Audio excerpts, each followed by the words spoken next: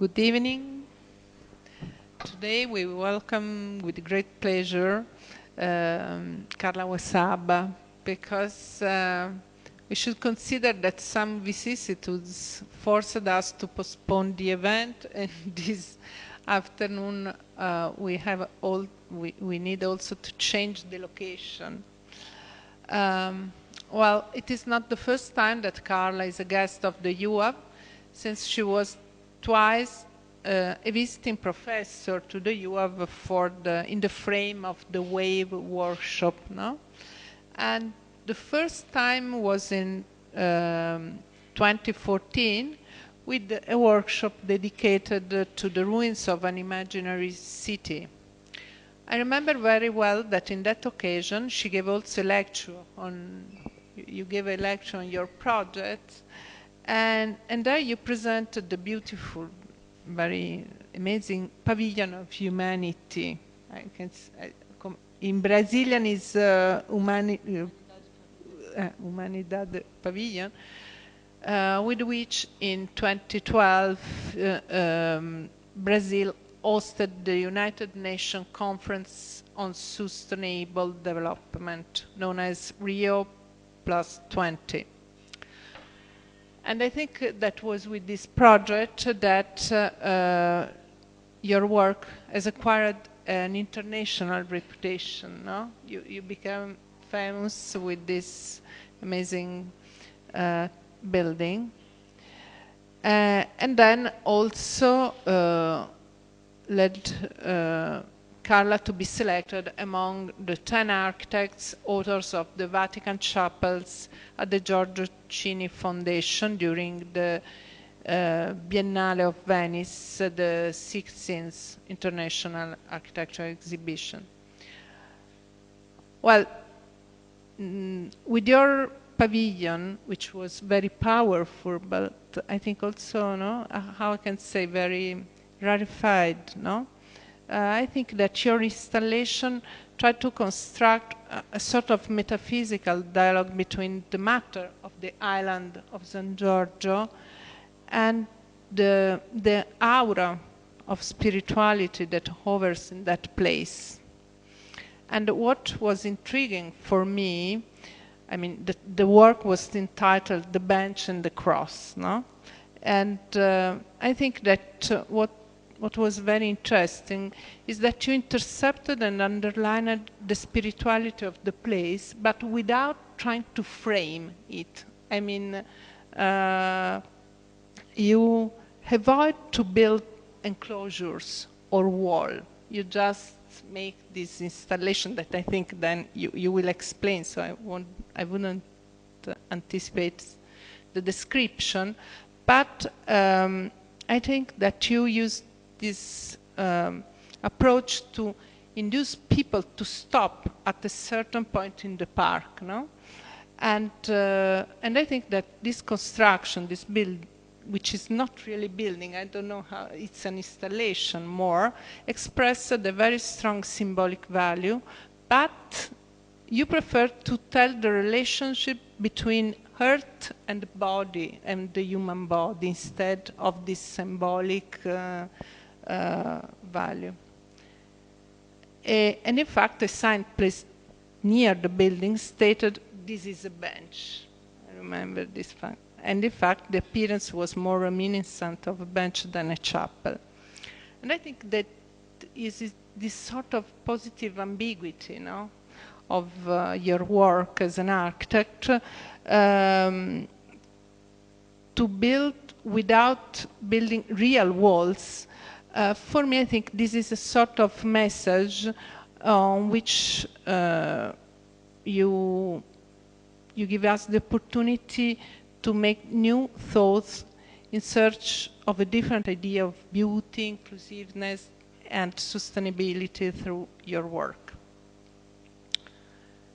And then I would like to point out also the fact that the title of your lecture, or the ones you gave us some months ago, Gently on the Ground, bring us back to some concepts of care that I think have been also the leitmotif of this November talks, because also Sebastian Razzaval talks about care, no?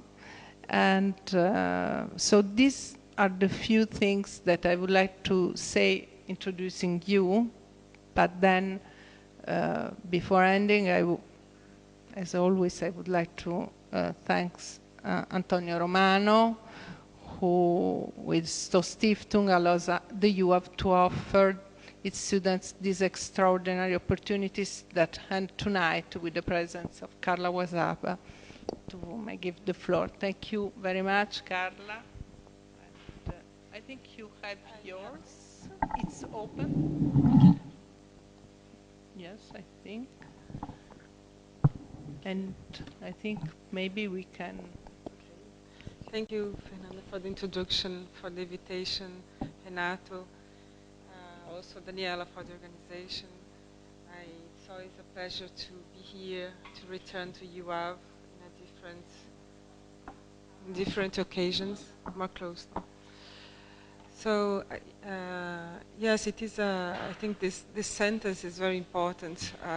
It's for me, it's in the wall, not in the pillar of the studio in Mendrisio. It's a sentence of the Brazilian indigenous leader and writer Ayrton Krenak. Teach our children to step gently on the ground. This, it's the pillar. I thought the image was there. It's in the studio of Mendrisio. It's a sentence on the pillar, because I think it's a very open sentence to reflect in our discipline in different ways, and students, they begin to use this sentence to make their interpretation, different interpretation, and it was almost like a question on the wall an entire semester, and one of the first things to understand of this sentence, in my opinion, is to understand that architecture is an action and over the territory. So it's our first action when we build is to transform the ground. This is the image of the foundation of the Vatican Chapel. So the first action is to transform the ground. That means that this is already a design. This is a transformation of the ground, of the territory, of the landscape. And so this is the first drawing, the first action. I understand a drawing as an action. So so it's not only a visual composition. That's what we discussed there in the studio.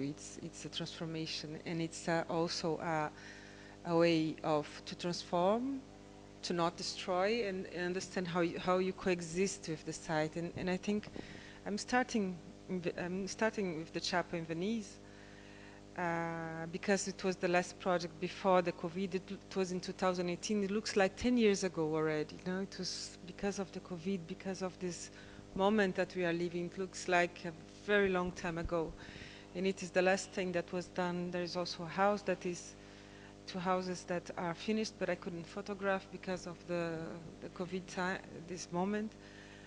And so I think all these projects that I'm going to show, they have this thing, many things in common. They have a concern with economy. What I understand economy means is economy of means, but also economy of gestures, economy of not budget at the end, but not budget. It's economy of actions and transformation and reflection about what you are transforming. Yeah? Because Caesar says to construct is to destroy, and I always think it's a disturbing sentence. No? To construct is to coexist, not to destroy. We have to construct, so it's to coexist. And I think the chapel wants to coexist with this beautiful environment that is there for so long. As you know, it's in the San Giorgio Maggiore Island, in this garden that I'm not sure if it was open for the public before, but anyway, it is here, and I was very happy to be next to Soto de Moro, not because I admire him, because I think it was a very curatorial happy choice to put it together, not only for cultural reasons, but I think it's when the opening, the first day of the opening, there were many critics and architects from Portugal, and they all came to me saying the same thing: this is really Brazilian, this is really Brazilian. And I took a while to understand why this is really Brazilian, because, and then the Portuguese are really Portuguese, no? It's heavy, it is more enclosed, it is more fado than the other one. And this is the video that Francesco Dalco sends. 1 second. Oops.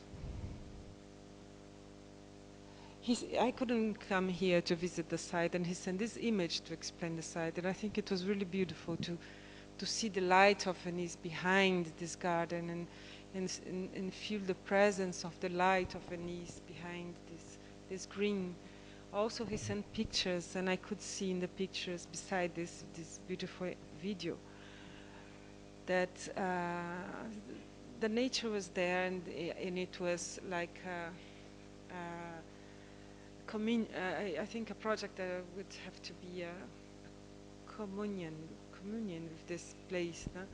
And I think the place Francesco Dalco chose was already had a dome, no, like the nature and the perimeter of the nature was already a place. It's already a place. I have to say that I always say that this is architecture, this is not installation, this is not a sculpture, because this is a program. There is a program. You go to this chapel and sit and look at the cross that is the suffering. So it's a synthesis of a really old program. And that's why I say this is architecture. There's no roof or wall, but this is architecture because there is a program. And I think so the project is made of two crosses. The cross standing is in fact the cross, and the cross down is the bench. And I thought that it was going to be so invisible that we would see only the shadows, but at the end there was a material presence of this stainless steel that was so polished, but it was there, no? It was not so as invisible as I thought it would be. And this is the lateral view.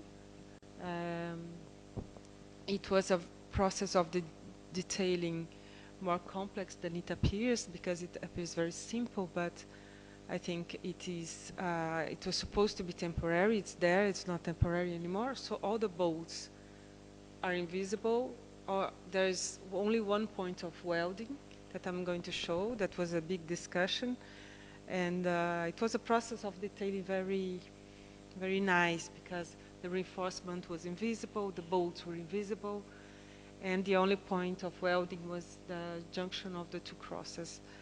That so here you can see the reinforcement and the cross where the horizontal part stands.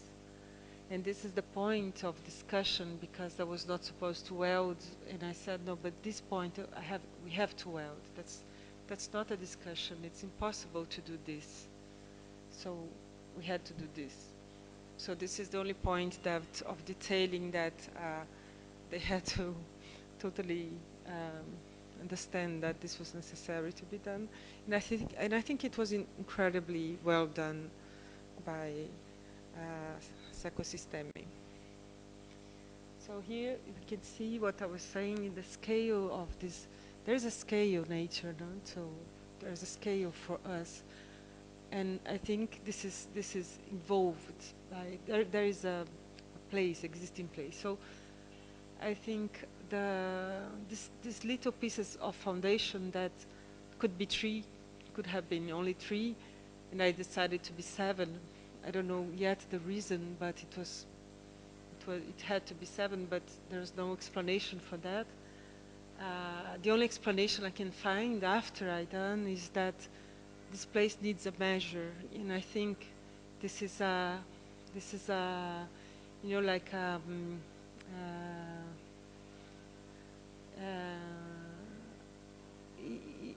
it is a measure, no? Like every 1 meter, and maybe we need this measure in this empty, infinite space in a way. So those are the images from the drone, and the presence of the material that, as I said, is stronger than I thought. It's not like a mirror, it is a material that has a presence.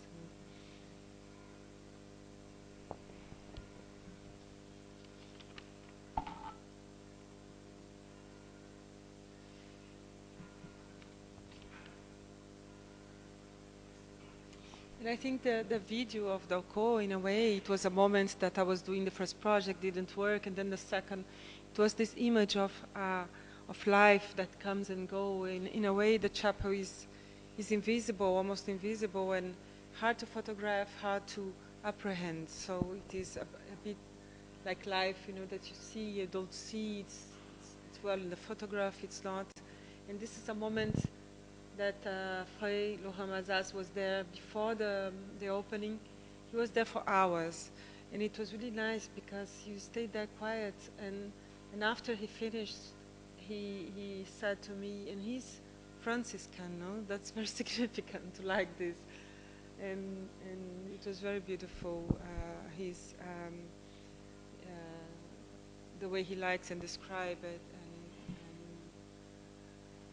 and this is a project, this is not a project, this is an object of 14 square meters made for an installation in Mexico City, 2012. And I do a relation with the chapel in 2018, but a very abstract relation, like a study, you know, for something in another scale. So it's an object made of magnets. These are magnets with 5 centimeters, and this little beam of brass profile with 1 centimeter by 1, and it's everything is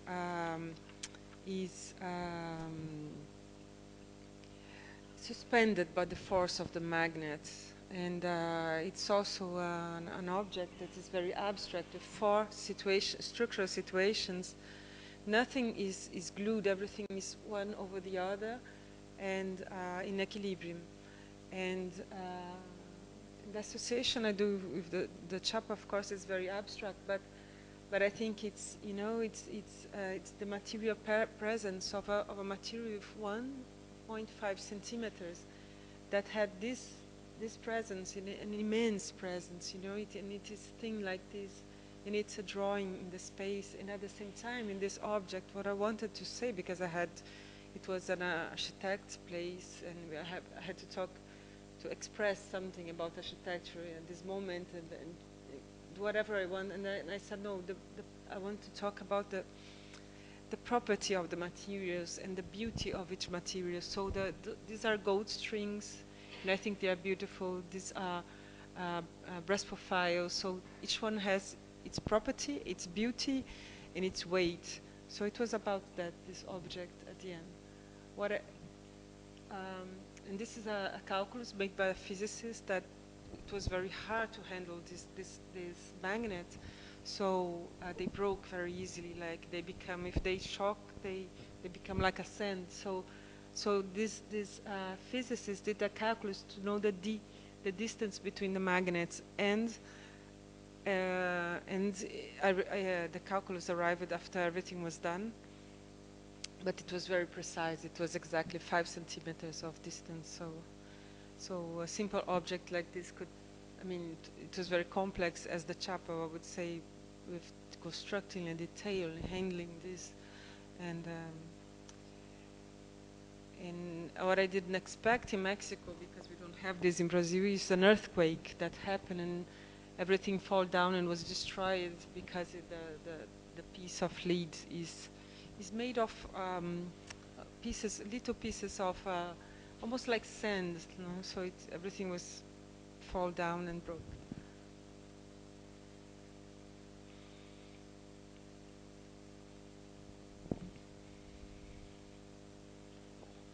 And I think there's what I like about this object is that it appears to be calm, no, and quiet in this floating in this space, and I think there is an immense entropy in this object to keep it in this state, a lot of strength, although it's floating, look like it's floating in the air. So it's a metaphor of any architecture in any scale, in a way, you know, of any exercise.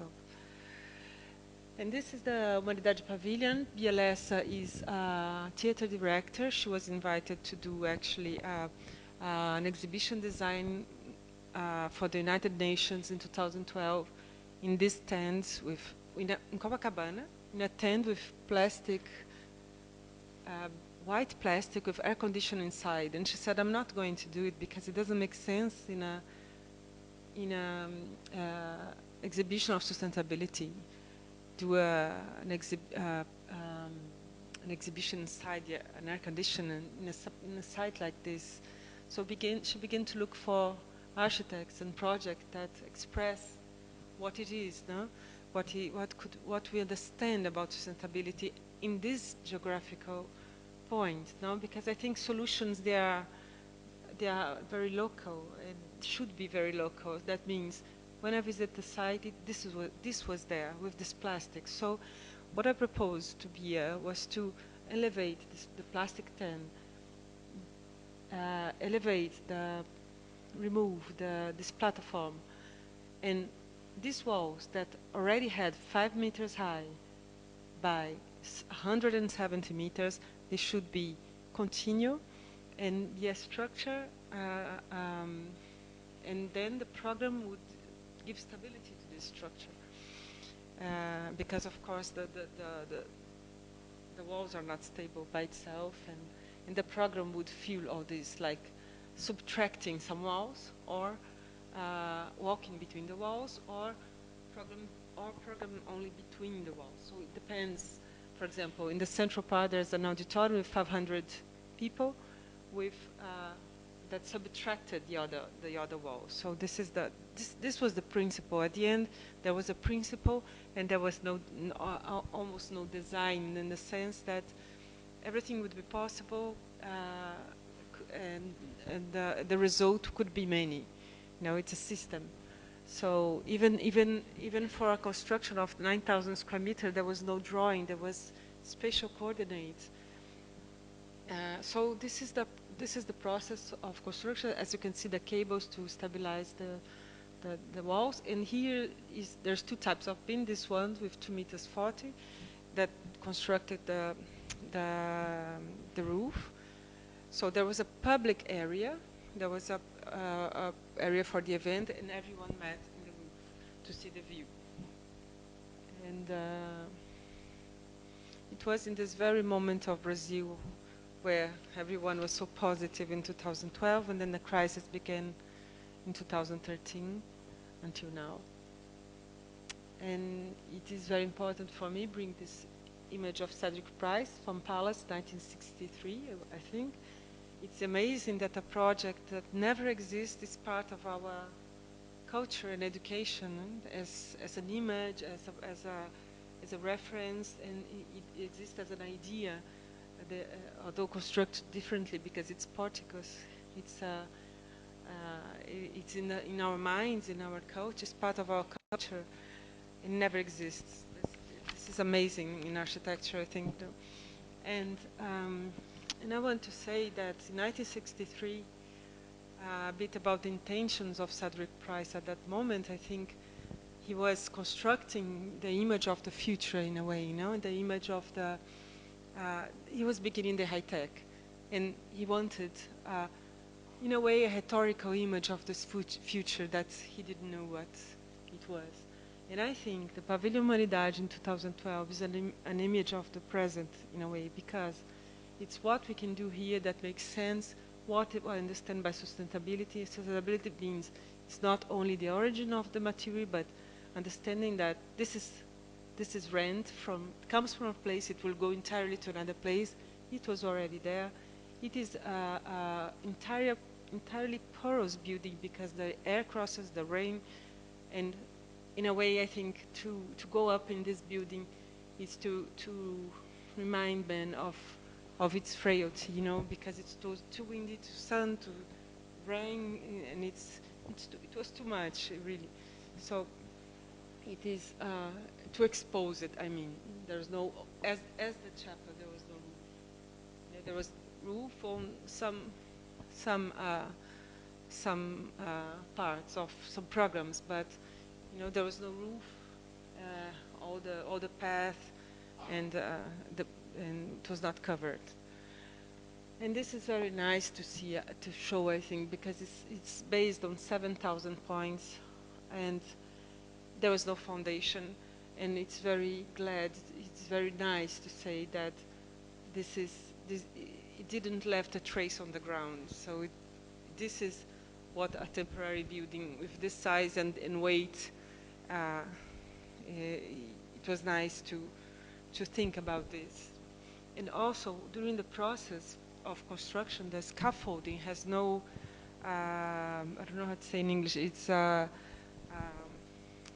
know, that a material has its controlled rules, no? The scaffold has no controlled rules, like officially.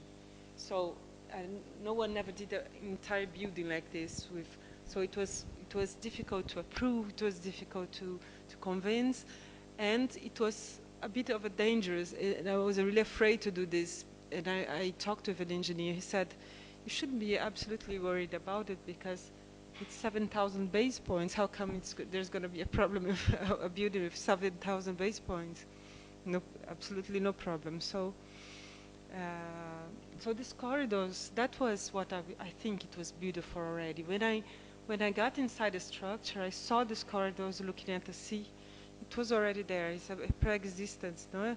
It's a temporary pre-existence, but it is a pre-existence.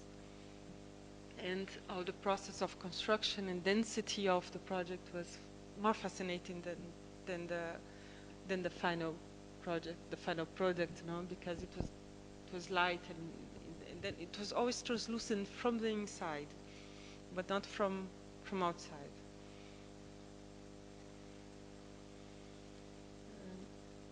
This is the time lapse is too big, but I'm going to put part of it.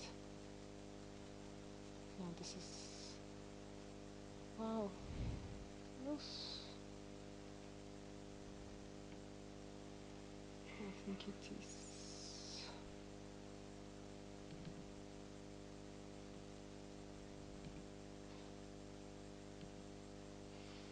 Yes, this is the time lapse. And then there was a very strange situation in Rio that no one's, this is the center of Rio. Rio is not the center is Copacabana because it's where all the manifestation happens. Any time of the year there's a scaffold destruction for a sport or an event or a show, or so it made a lot of sense to construct with this. And no one, what I was going to say is that no one knew what's happening in the city.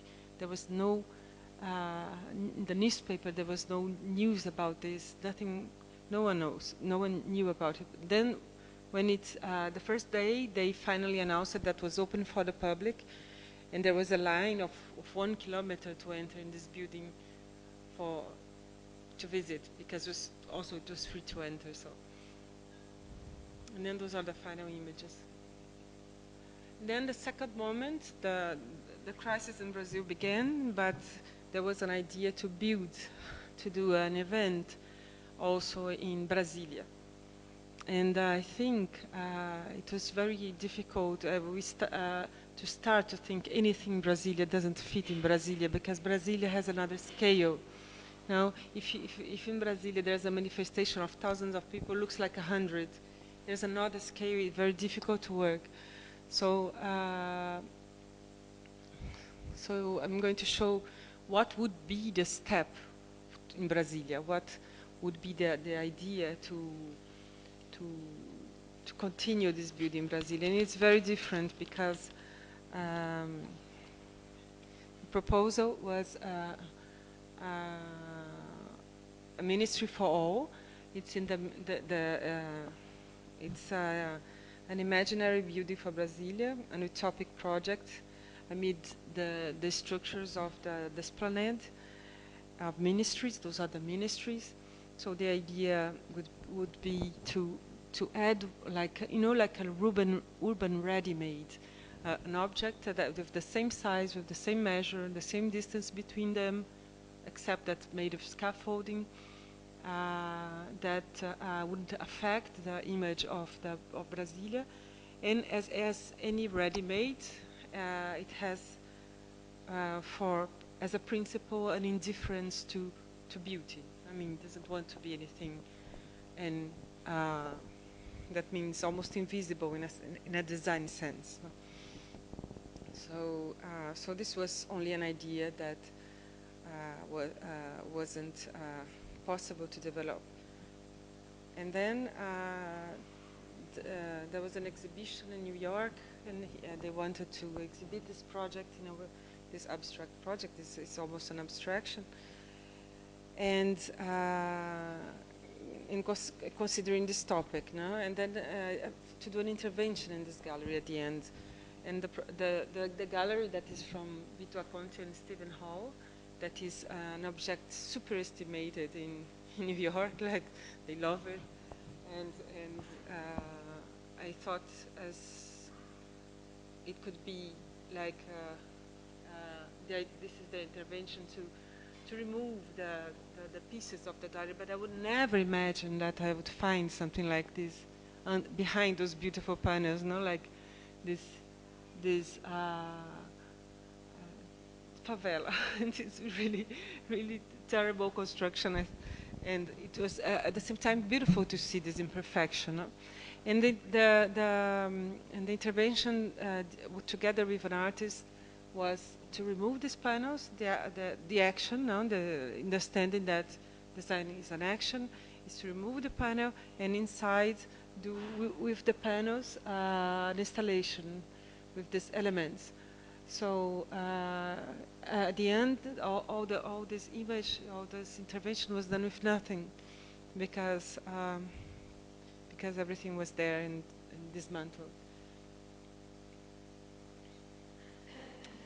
Then, returning to the Biennale, Venice Biennale 2010, there was an invitation of Grafton to do.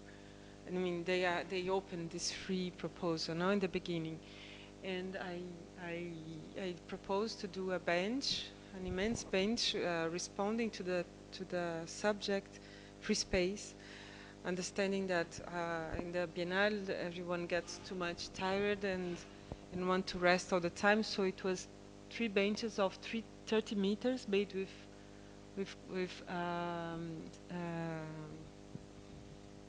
this I forgot in English the name is rope, navy rope, navy rope. Thank you. And these pieces of concrete. So it's made with 2 elements, and then the cables, everything was developed, but there was no budget to do it. And I don't think, I mean, not really passionate about this proposal, but I showed because it was a long process, and at the end, Yvonne and Shelley, they said it's not possible to build, but let's do something, to do prototypes. So we did the prototypes in the garden, and scale 1 to 3. That means it would be 3 times the size without the cables, only as an experience, a prototypes of something that didn't exist. As a prototypes, it's always nice to do because we discover things, but it is only objects at the end.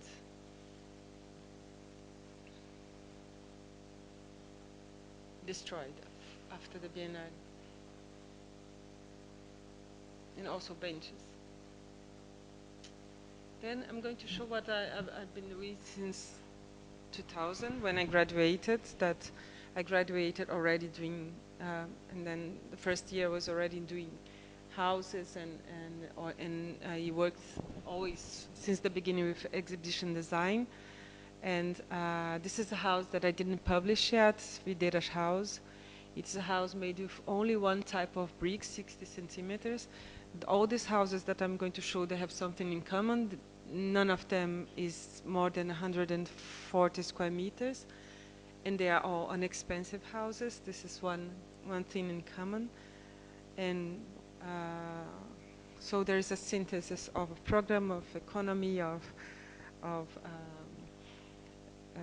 they have this in common, I would say. So this element is the facade, because the facade is there's too much light, but at the same time she wanted to see the view.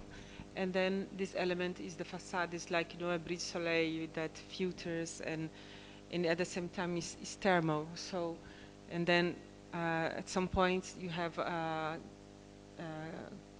glass on the roof to protect. But I think it's very important in the climate of Brazil is to open the window when it rains. Now, like, it's fresh, and it's the best part of the tropical climate is to open the window. So I think it's important to have this immense projected roof. This is a 3D. This is not a 3D. Oh, this is not a 3D, but this is a 3D because I don't have images yet of the house. She's already living inside, but I don't have it. And this is a house, Santa Teresa, in Rio, always in this borderline of nature and city that is very characteristic of Rio. Even the Pavilion Humanidade, there are some images that you don't see the city. So Rio has always this intensity of nature in this limit. No? That is what is city, what is nature. And so the house is developed along this corridor, like and it's a corridor of glass with two inclinations of the roof. So as you can see, the bedrooms and then the living room. This is in fact really inexpensive because the structure like this was very every 2 meters with 5 centimeters only on the ground, not elevated as I did the first study. It was in fact an inexpensive house with no, of course in Brazil we don't need too many layers to protect from another, it's only hot, so practically. So this is the window that to cross the air, and at night it's like a skylight, no? That's closed for the entrance and open for the view. I think it's very much, of course, inspired in Glenn Morcoot's house, where he opens these little windows and the wind cross, and I think this study of winds and openings of Glenn Morcoot is the Australian architect. I think they work very well. It's amazing because it's not it's staying, no, and the air crosses. It does what is important. This is one of the houses I did in the beginning, also 2007, with a 1.5 meters of projected roof. It was the first time in my life that I feel what I talked in the beginning about, this terrible feeling of architects that we are destroying something because the nature was too beautiful, and I never found the place of the house. I had always this feeling of destroying the beauty of this place, which is a terrible feeling. At the end, the house cuts the terrain in two, the skylight emphasizes this interruption like this, and at the end it's a very incisive cut, no? Where the house is, the light, and it is, but at the same time the plan is here. Here's the plan. So the center of the house is the living room. So it's and the name is Casa Varanda. That means house balcony. I don't know how to translate. It's not a good translation, but in Brazil there's no house without balcony, with a maca.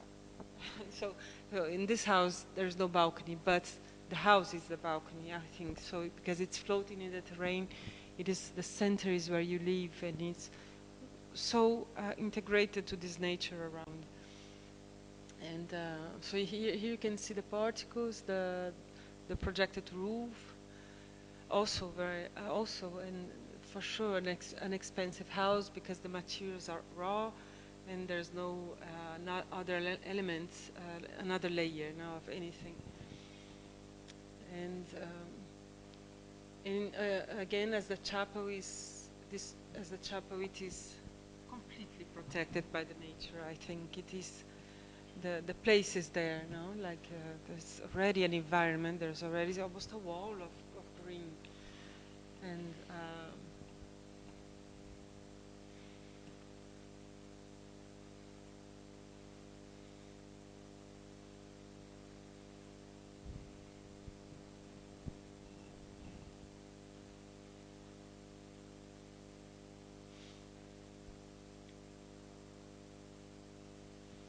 And this is the first house I did with thousands of mistakes because I was too young. I would never do this project today. It was in front of this river. This one was, in fact, in the mountains, was not in this borderline between nature and city. So there was a strong situation of nature. There was no light yet in this place, and too humid, rains a lot. And then I thought nothing would stand and had to be as strong as the nature. So I proposed for the owner 2 walls of 1 meter 10, and the beams, 4 beams with 12 meters. So I think there's a serious problem of infiltration problems that it's now resolved after many years, but I was not conscious about how porous this wall is, or not well constructed too. And then the problem is in the junction. It's something that when I presented this house for Frampton once, he said, "Oh, there's a problem between how one material connects the other, because if you I'm going to show a section to explain this, because it took me years to understand that what he was saying, what I would do to resolve if I would do it from the beginning, and what the solution would be to this. This is there's no, as you can see, there's no vertical structure. The stone is a structure, but this is a layer of protection of concrete. What I would do today is not hide these protections, just explode both sides in a very dirty way, not perfect, and not hide with little pieces of stone. And he was very critical about it, and I took years to think what I would do, and that's what I would do. But I would never do this again. So and the stair that leads to the roof, there is this obsession in Brazil about one of the principles of the modernism is to use the terrace, no? And I think it's a place where it works very well, because you can stay the entire year in the roof if you want. So, as the Humanidade Pavilion also has, every path leads to the roof. Also, this house, and then a bit of this process of construction, that we can see this wood there involving the steel beam. This is a house also that has stopped the construction when the COVID began, and I don't know when it's going to be finished. I have no idea. This is the drawing of the foundations, the soil. There's no foundation. There's only, it's a hard soil. So this is made of concrete blocks, and then the walls are 2 times structure for the floor, and then they continue for the roof. And I don't know why the drawings are so hard, but the central part is the living room, and every part of the house has a balcony. So I think that it has this central plan like this, because it's too windy, and I thought the central part could be very enclosed. But everything opens. No, it opens to the terrace, and the terrace is open to outside. So it is. So this is all the process of construction, and it was well done until where we stop it, but it is. And then again, in the roof, there's a cross with lines of concrete blocks again to elevate the central roof, which is this. No? So that's where we stop it. So I will never return. This is a collage, no, of what exists with the not working. It doesn't work very well, this type of part. This is a 3D from the interior. And this is how it is in the terrain. There's no frontal facade, of course. And I'm going to show briefly this exhibition design. It's what I've been working and still work until today with exhibition design in museums.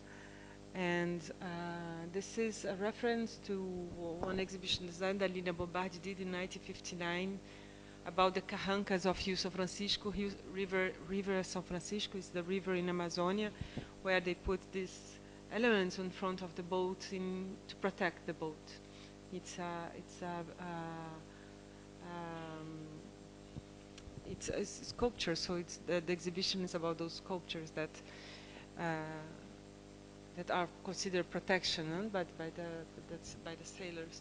So this is what I think it's beautiful that Lina does, is that she elevates she doesn't expose the pieces on the floor or on a flat table. She elevates and gives a dignity that, and the origin that the piece has. It's always in the top of the boat. So she put in the support that I think is very beautiful. And then I had 2,000 pieces to resolve, but I also always try to put it in a higher, because she did this many years before. I also tried to do with another design, but anyway, it was too many pieces too. And the support for this. Then the children's room. Children's room is a temporary room for kids to play in a university. So they would enter. So this comes also from a reference of a design of Paulo Mendes da Rocha, that he said, one day I'm going to do a house that the kids enter from everywhere, and the door is only for the grown-ups. So I thought that he never drew this house, but I thought the description was so beautiful that I took it as a reference. So it's a suspended perimeter that's to attach the drawings, and they were inside playing. So.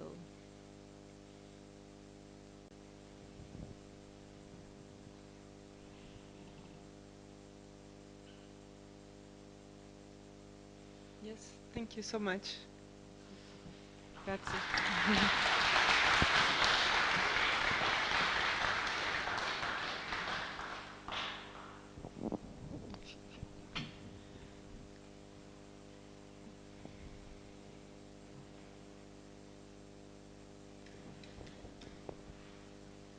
It's open for questions, so it is.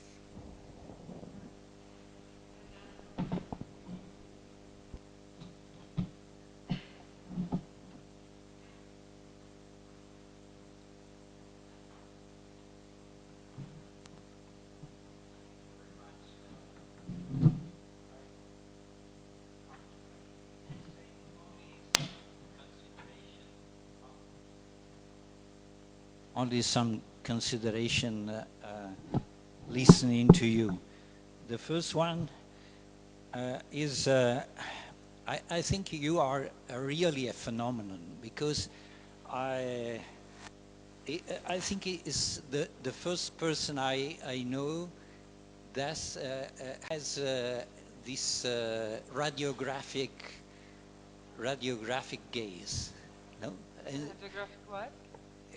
X-ray, because you have this faculty of seeing the skeleton of things. No, this is the consideration I had, because all the examples you show are demonstrating that you see in the coordinates of architecture in the skeleton.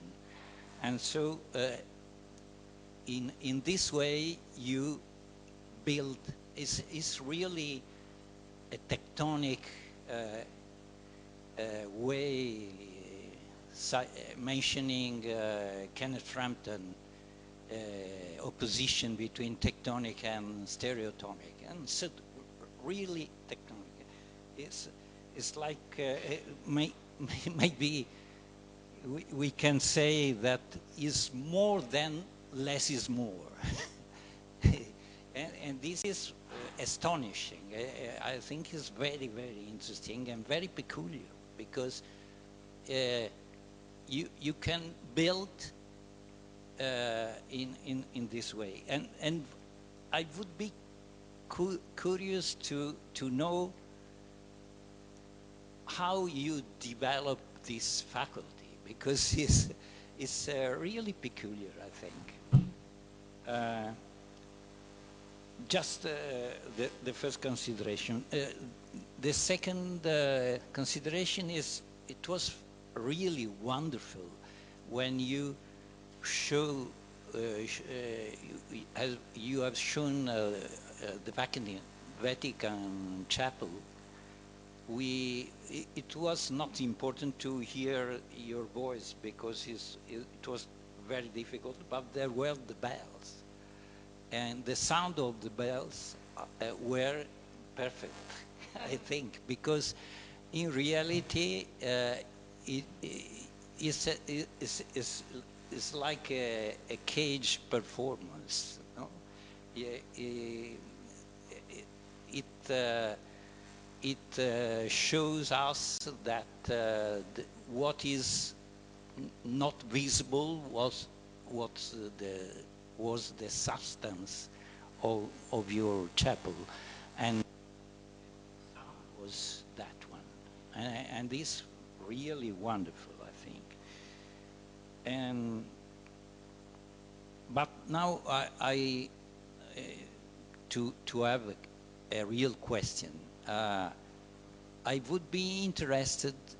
I'm very interested. I remember the first time I saw you. It was the lesson in the wave, the first wave here in Venice, and I was very fascinated by the vitality of your proposal to the students and the empathy with the students.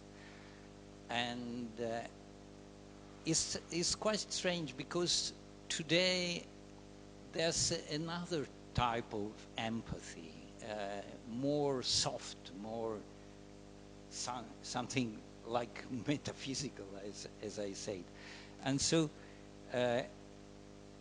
the question is about your behavior with the students. You are now in Mendrisio, I know, and it would be nice to hear what is your relationship with this type of empathy with the students, and so the role of a teacher in this case. No, I think it is, the experience of teaching is very close to.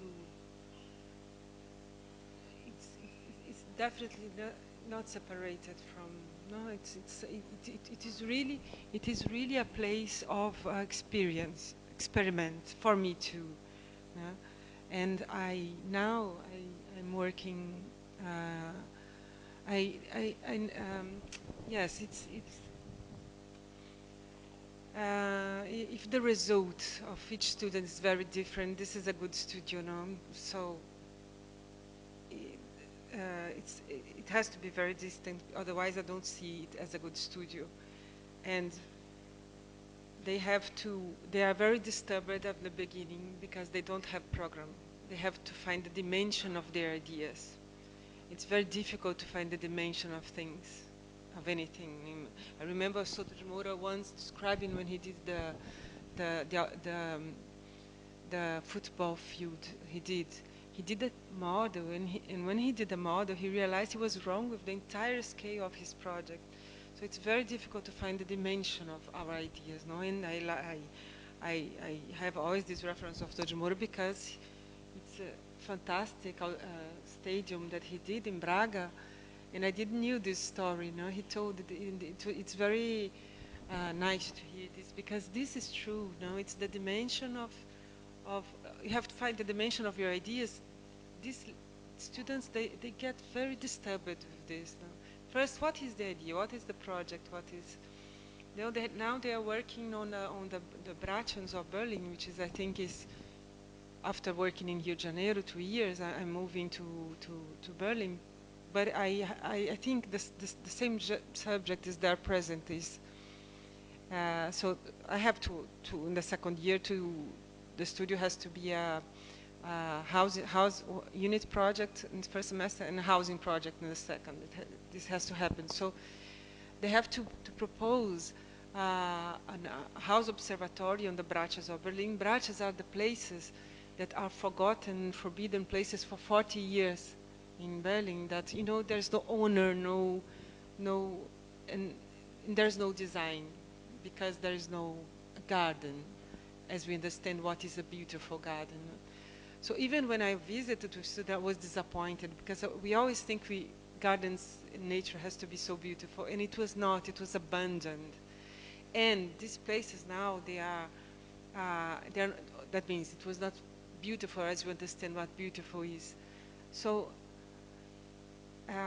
so now these places, they are defended by the geographers and as an important place as the third landscape for the ecosystem. So they have to work there, and they have to find.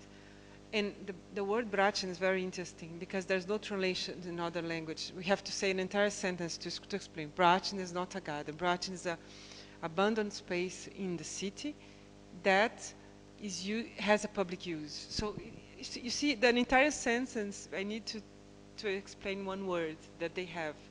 So the Brachen is that. So they have to build this observatory house in this place that I don't give dimension, there's no site, there's no plot, because it's an immense territory. And I think there is this boundary between city and nature that is present there, that was present also when we worked in Rio de Janeiro. No, anyway, this is to tell a bit about what we are doing, but what I think they get disturbed in the beginning, fascinated at the same time, is that it's so open that they have to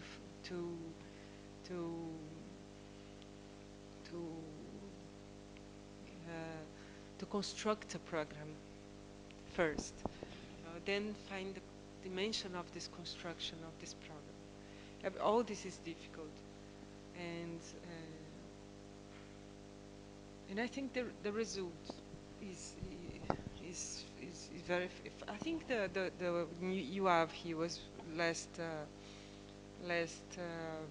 workshop was a bit like this. An open proposal with different dimensions and scales, and too fast, but it was also the proposal. So I think one of the beautiful projects of here in WAVE was when one of the students extended a floor of one of the islands. It was like a new territory, you know, like without history in Venice. This was so beautiful.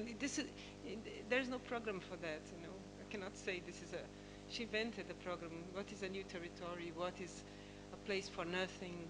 A place that you have difficulties to explain what it is. Anyway, this is the characteristic of the studio, I think.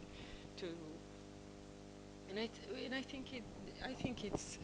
I mean, it is very fascinating when we can propose an environment that is experimental, truly experimental, not only the materials. You know, I know that also Mendrisio, they are so good on that, with materials and casting in, but not only with building programs and understanding that. But at the end, there is one characteristic in common of all the projects that I realized so far. That is, they are all a bit site-specific. You know? I mean, I didn't realize I induced a little bit this, but if there is a characteristic, this is one. But the results are different, and and that's the point too. I don't agree that at the end of an year of work, the projects, if they have, I mean, the presentation, the scale, the idea, if they have too much in common, there is a problem. So I don't know. maybe it comes from a background also, that when I study architecture, I study in a school. At that moment was organized by artists in Rio, Ligia Papi, that is very important, was very important there. She was she's not known as an educator, but she should be. And yes, I think it's maybe this background, and background also from a school, Piaget school, where you don't know when being evaluated, like so maybe it's this background that I am fascinated in education. No, and I really like the comments about skeleton, about your comments of this. Use the word skeleton, but it's maybe for the chapel, no? But also in storefront, that's true, yes.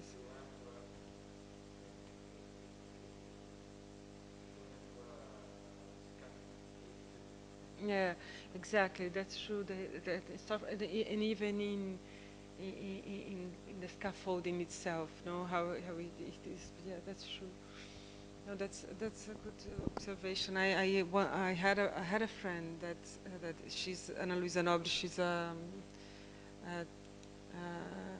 professor theoretical in Rio, and she did an analogy with Modena cemetery of because of the skeleton, because I never did this association, but after she said that, I only look at these pieces in the floor that I cannot explain. I only see skeleton now, like coming from the ground, and but because of her talk, of her, I didn't even knew the Modena cemetery, but it was good to know. Anyway.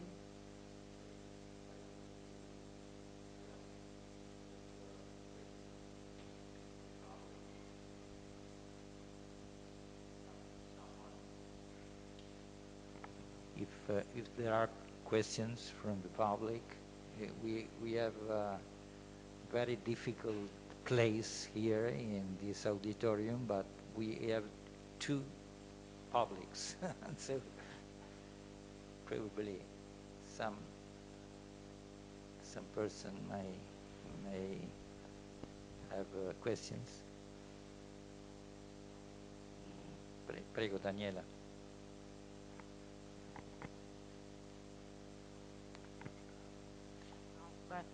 Thank you, Carla. I have a curiosity.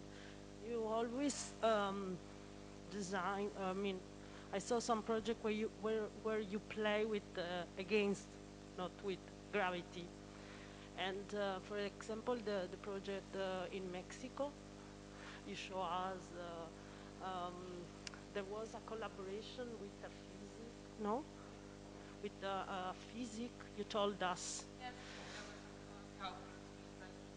Yes, and so I just have a curiosity because I see also for a ballast.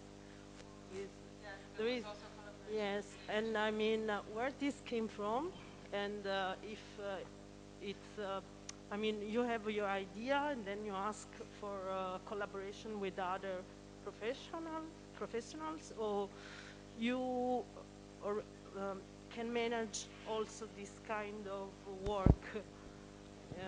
I don't know if it's clear my question. Yeah, in both cases there were collaborations of the person that was there building the magnets, and then and then discover because I wanted things to float by the force of the magnets, and then I found out that the ball, how do I say this? This ball is marble, marble. The glass ball, the little glass ball is like it's a metaphor of junctions, no? Because without that, the object would be something else, and with that, it's even more in equilibrium and more frail. So this was during the process, no, of building the object, and it gives the for me, the beauty of the object at the end, because that's what makes it float, no? And I think when Villanova Artigas, Paulo Mendes da Rocha, and other engineers or architects, they do this junction that they want to show, no? Like it's very characteristic of Brazilian architecture, no?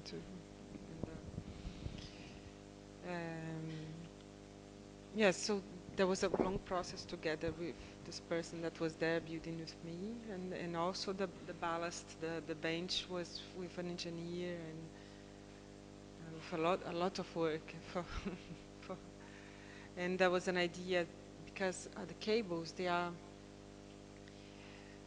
I didn't know that much about cables, but they have an immense horizontal force, but immense, you know, it's really strong. I could not imagine that this piece of 30 meters of cable, these immense pieces of concrete, were not enough. They would move. So so there was only a little foundation of 20 centimeters that resolved this, you know, but the drawing of this foundation was a long process, because they wanted to do a foundation, really a foundation, which doesn't make sense at all, no?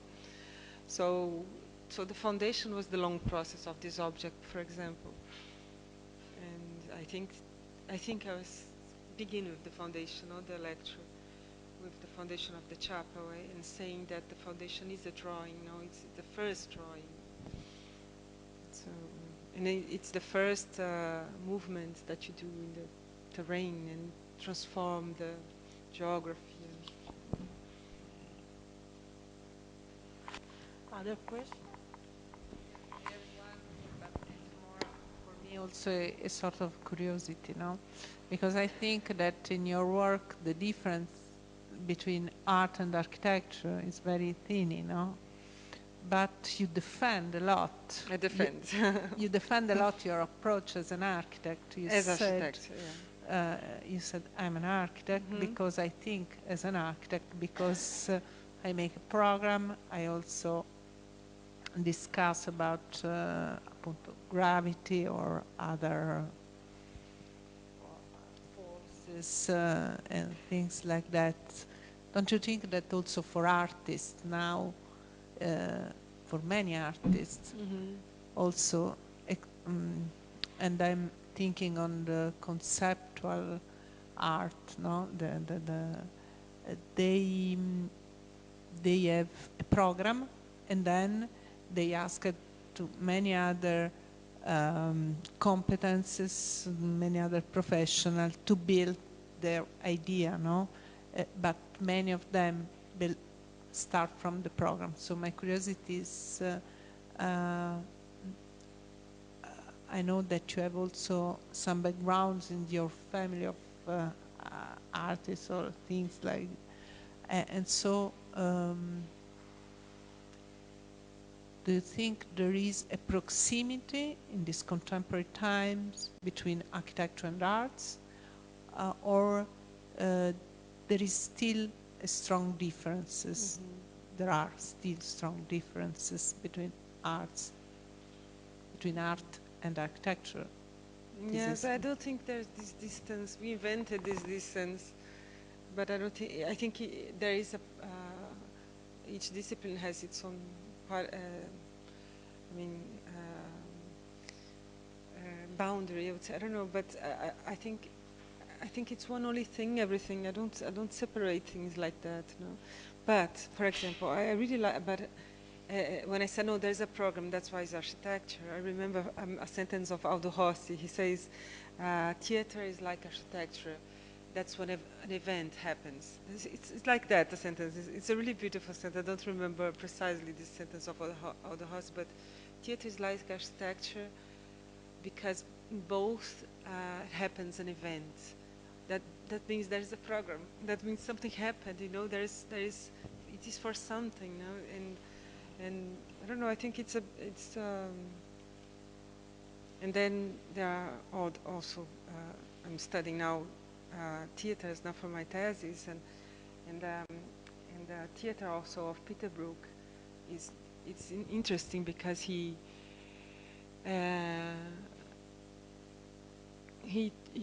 talks about the space. the theater space, no?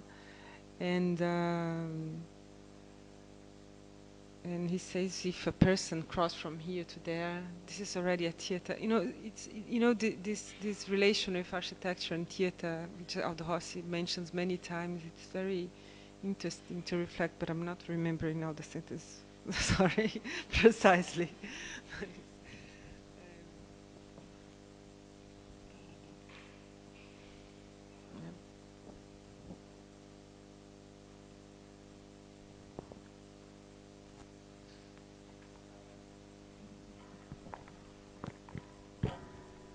Hello, good evening. Good evening. From the first statement that you brought to us by Elton Cranach, from the way, the gentleness to touch the ground, and we could very clearly sense this intent on the projects that you brought us. I would like to understand this search in your trajectory as an architect, and also with the themes that normally Brazilian architects also bring from Paulo Mendes da Rocha that was mentioned, and also for sure Oscar Niemeyer and all of these names, that they have found their way of how to address the ground, and also we can see the development in their works into this sense. We could feel the sensibility that you addressed the touching of the grounds in the project, and I would like to hear more on this subject, because I think that this gentleness, this sensitivity is very, it's very we can feel it very clearly, and it also brings a sense of, it makes us aware of the space, on how we are entering that space, on this almost sense of respect to the ground, to the site, that also Native American, as you brought his first sentence, bring into your work. Sorry if I. Yes, no, but this first action of the territory, of terrain, of foundation is just first, no? And then there are the other ones, no? But I mean, for example, I had a student that did an immense intervention in the territory. He did a beautiful project, but I want him to understand that maybe this project 10 years ago, if these reflections that we don't do today, it's possible to understand as beautiful, but today not anymore. Why?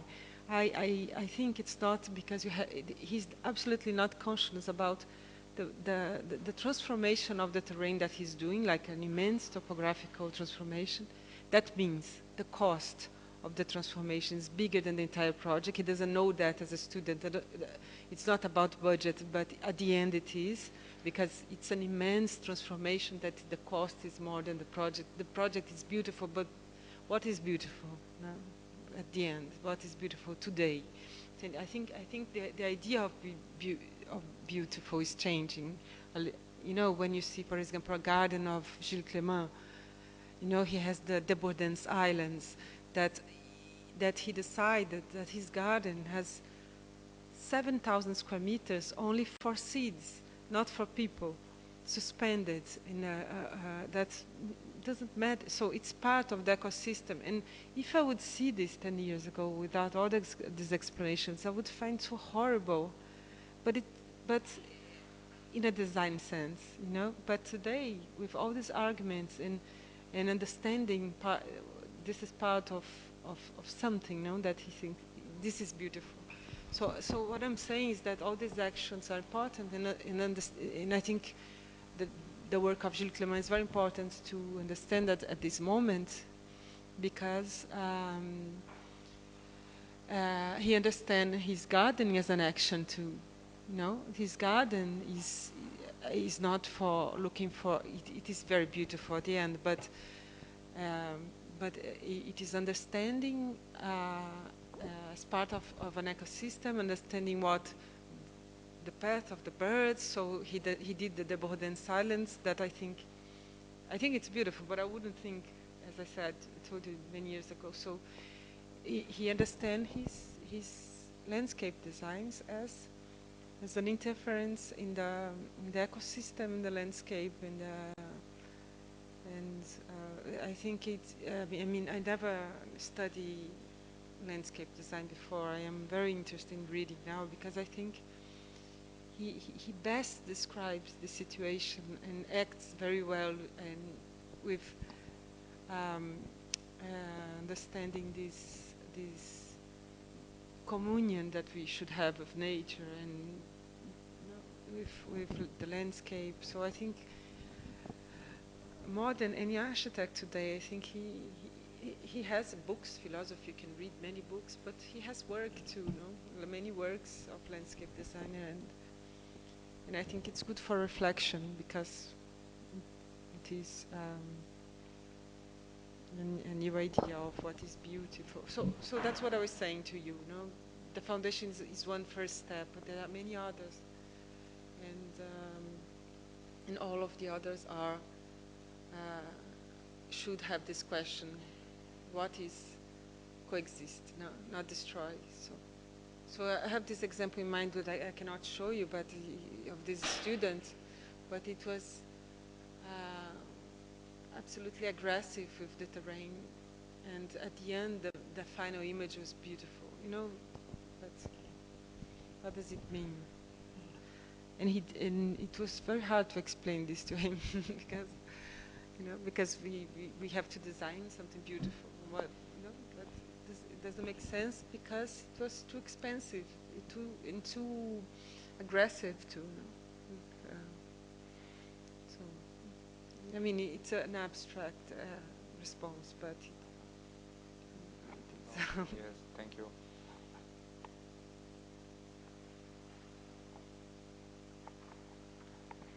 Other question? Upstairs.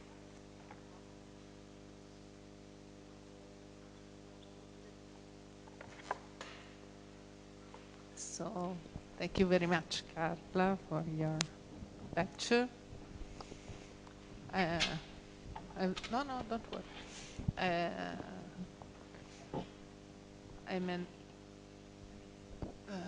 many years ago, almost more than 1 century ago, there was a man, an Englishman, who said, "Man the disturber," no? So that, and the architect as a disturber, no? Because now we understand that our work has a lot interference. Yes, to a lot of responsibilities in this idea of shaping, of giving shape also on the ground, like you explained. So we are a sort of really sort of agenti geografici, vorrei dire, no? Geographical agent as architect. And I think that what you tried to underline this evening, also with your very gentle words, but powerful, is that we have to consider or reconsider in this area, in this Anthropocene area, that age that we are, not that we are architect, and at the same time we are a geographic agent, no? That we make a lot. So I thank you very much because you try to underline this with your work. And well, we finish this for this year the November talks. I hope you find it interesting. And I think you come from Brazil, no? So Carla first asked me before if there are Brazilian students. I said, yes. How many? 3. Okay. Thank you very much. And I hope we will see next year more and more. And thank you so, Steve Tung. But I'm very happy to have also the last conference also the last lecture in presence Yeah. here in Venezia. I think it was a big challenge, and I think Yes. we Thank you so much. we did our best, and you too. Thank you very much.